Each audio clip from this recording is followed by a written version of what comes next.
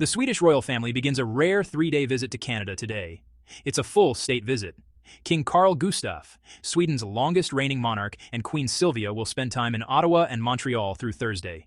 The timing is notable. This visit comes as Swedish defense company Saab and Canada's Liberal government weigh a proposal that would see Gripen fighter jets assembled on Canadian soil. Good evening. One of Europe's largest defense contractors is now positioning itself to enter Canada's military market. As many as 10,000 research and manufacturing jobs could be created if Ottawa chooses to add the Swedish fighter jet to its Air Force fleet. We have said clearly that we are prepared to transfer technology to Canada and support domestic production. What initially appears to be the simple story of a Scandinavian king landing on a Canadian runway becomes far more compelling once the wider context comes into focus. This moment signals a rare intersection of diplomacy, defense planning, and global competition, one that few expected. Viewers tend to stay locked in when a visit that looks ceremonial on the surface carries deeper meaning, especially when its timing overlaps with one of the most consequential military choices Canada has faced in decades. King Carl Gustaf's presence in Ottawa created an immediate sense of anticipation across political circles, defense analysts, and military observers. Many quickly realized this was not just a polite exchange between friendly nations. It pointed toward an opportunity, a possible strategic shift, and a reminder that the aircraft tasked with protecting Canada's skies are never selected casually. When Sweden's monarch arrived, speculation spread rapidly throughout the defense community because it was clear the visit was not purely symbolic.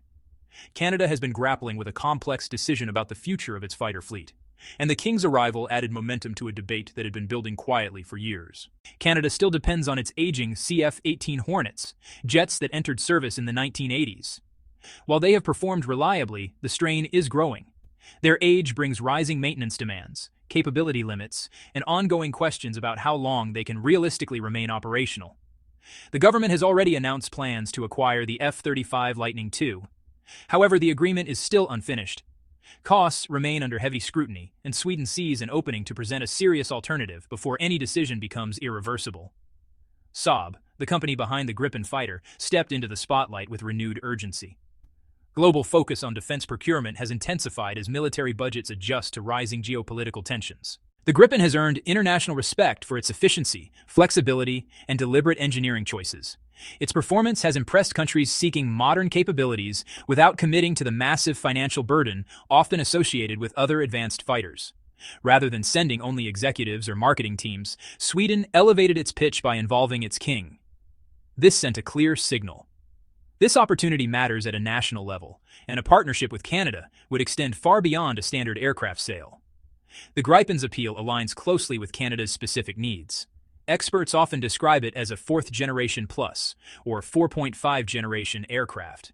That means it integrates advanced systems while avoiding the extreme maintenance costs and complexity tied to 5th generation platforms. The Gripen E, the version promoted to Canada, was designed to operate effectively where flexibility, reliability, and rapid response are critical. It supports air-to-air combat, precision strikes, surveillance missions, and electronic warfare. These roles are integrated in a way that allows pilots to shift tasks efficiently during demanding operations. Cost plays a central role in long-term defense planning, and this is where the Gripen draws serious attention. According to Saab, its life cycle costs are among the lowest of any modern fighter. The aircraft consumes less fuel, requires simpler maintenance, and can be mission-ready with smaller ground crews. For Canada, a country defined by vast distances, remote northern regions, and widely spaced bases, controlling operational costs is not just practical. It is essential to maintaining readiness over decades. When parliamentary debates repeatedly return to budget pressures, an aircraft offering long-term savings becomes difficult to dismiss. The Gripen E also brings advanced technology suited for modern warfare. Its AESA radar delivers broad situational awareness in complex environments where speed and precision determine outcomes. Its data-sharing systems link aircraft, ground units, and command centers through network-centric architecture, allowing real-time coordination across multiple domains. These features keep the Gripen highly competitive in missions, where awareness and communication matter as much as raw flight performance. Canada's geography gives the Gripen one of its strongest advantages. Its ability to operate from short runways, including improvised airstrips or highway sections, offers immense flexibility. Many northern and rural regions lack large, fully equipped bases capable of supporting more demanding aircraft. The Gripen was designed to take off and land from smaller sites and can be turned around quickly by far fewer personnel than other fighters require. For a country responsible for defending vast stretches of remote territory, this capability enhances national security by allowing aircraft to disperse beyond traditional bases. Sweden's proposal also includes economic incentives. Rather than promoting a simple purchase, Saab positions the Gripen as the foundation of a long-term industrial partnership. The company emphasizes technology sharing, opportunities for Canadian aerospace firms to manufacture components, and the creation of high-skilled jobs tied to production and maintenance. This approach aligns closely with Canada's Industrial and Regional Benefits Program, which requires major defense contracts to return value to the domestic economy. Saab has indicated a willingness to exceed baseline requirements, an attractive proposition in a country where industrial participation often matters as much as technical performance. Timing adds another layer. So, Sweden recently joined NATO after decades of military non-alignment. A historic shift, really, driven by security concerns following Russia's invasion of Ukraine. As a NATO member, Sweden now shares strategic obligations with allies like Canada. Choosing a fighter jet produced by a fellow NATO country, well, it really simplifies training, coordination, and joint operations at a time when alliance members are modernizing forces and strengthening interoperability. The symbolism of a NATO-aligned Sweden actively courting Canada highlights a moment when political ties, defense cooperation, and industrial ambition all kind of converge. Still, the Gripen faces significant obstacles.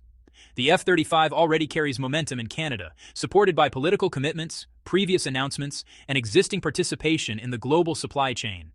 Canadian aerospace companies already produce components for the F-35, supporting jobs and embedding Canada within a vast international production network.